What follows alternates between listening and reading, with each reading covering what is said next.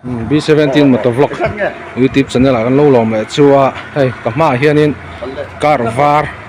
nal tak mai Hyundai company Verna oma hei an number a hianin MZ07A 0002 ania lungklai ko hianin hei tuna hianin 07A kan lo pai ve le tarang maya DTO office kan nei nei sang ni le pasari kum khanin DTO office kan nei a 07A kai tur hianin sang ni pasari tang mini sang ni le som ni le pali ni ta kum som pasari kan du ti na ni chu 07A kai turin mo changkhat lian ZZ kha 07A kai tur khanin kan du ti na ni chu motor moi boka 07A kai na ania hei hianin tuna motor hian nei tu pa phalna thlapa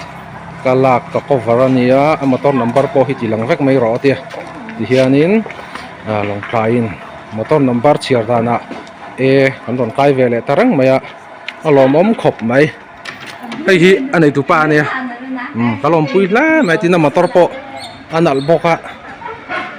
khai ke ni chuan vena chi po ni na lang lo hei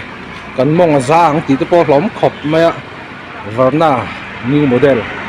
ni bok ani long kain motor number chiar dan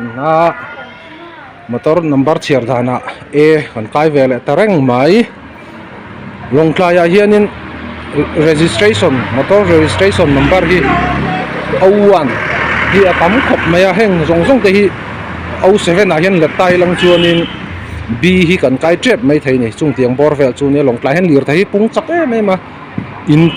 le lo po pung chaka motor po pung chak po kani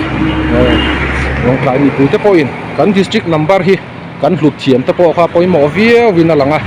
01 te 02 te kan hlutam hianin kan district number hi hlut tai la ti kha kan comment velok ani motor anal boka